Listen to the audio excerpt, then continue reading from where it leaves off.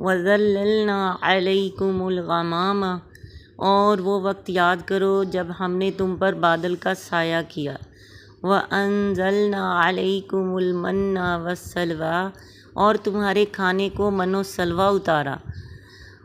کُلُوا مِن طَیِّبَاتِ مَا رَزَقْنَاکُمْ، اور ہم نے کہا یہ پاکیزہ چیزیں کھاؤ جو ہم نے تمہیں عطا کی ہیں۔ وَمَا ظَلَمُونَا وَلَٰكِن كَانُوا أَنفُسَهُمْ يَظْلِمُونَ، اور دیکھو تمہارے اسلاف نے ہم پر تو کوئی ظلم نہ کیا تھا بلکہ وہ اپنے آپ پر ہی ظلم کیا کرتے تھے۔ یہ واقعہ تفصیل سے سورہ مائدہ میں آئے گا۔ مختصر یہ کہ موسیٰ علیہ السلام جب بنی اسرائیل کو لے کر وادی سینا میں پہنچے تو اس وقت یہ قوم لاکھوں کی تعداد میں تھی۔ موسیٰ علیہ السلام نے ملک شام پر حملہ کرنے کے لیے کہا۔ یہی وہ ملک تھا جس کا ان سے وعدہ کیا گیا تھا، تو کہنے لگے موسیٰ علیہ السلام وہاں تو جابر قسم کے لوگ رہتے ہیں، لہٰذا ہم ان کے مقابلے کی سکت نہیں رکھتے، اور اگر یہ حملہ ایسا ہی ضروری ہے تو تم اور تمہارا پروردگار دونوں جا کر ان سے جنگ کرو، ہم تو یہاں ہی بیٹھے ہیں۔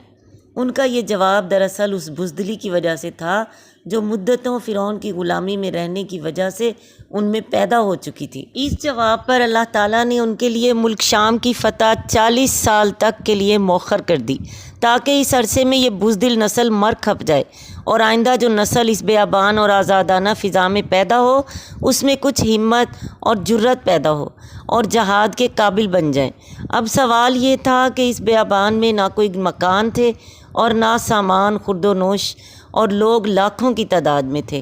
اندرین صورت اللہ تعالیٰ نے اس طویل مدت کے لیے آسمان کو ابر آلود رکھا، ورنہ یہ سارے لوگ دھوپ کی شدت سے تباہ و برباد ہو جاتے، اور خوراک کا یہ انتظام فرمایا کہ کثیر تعداد میں من و سلوہ نازل فرمایا۔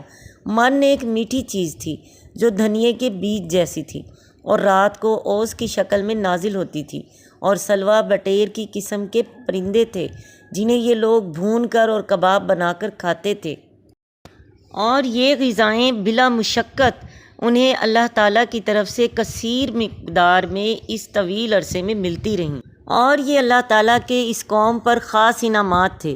ورنہ جو مایوس کن جواب انہوں نے موسیٰ علیہ السلام کو دیا تھا، اگر اللہ چاہتا تو اس کی پاداش میں انہیں ہلاک کر دیتا۔ پھر اس جزیرہ میں اس طرح زندگی بسر کرنا بھی ان کے اپنے کرتوتوں کی وجہ سے ہوا تھا۔ اسی جنگل میں سیدنا ہارون علیہ السلام کی وفات ہوئی، پھر 1 سال بعد سیدنا موسیٰ علیہ السلام کی بھی وفات ہوئی تھی۔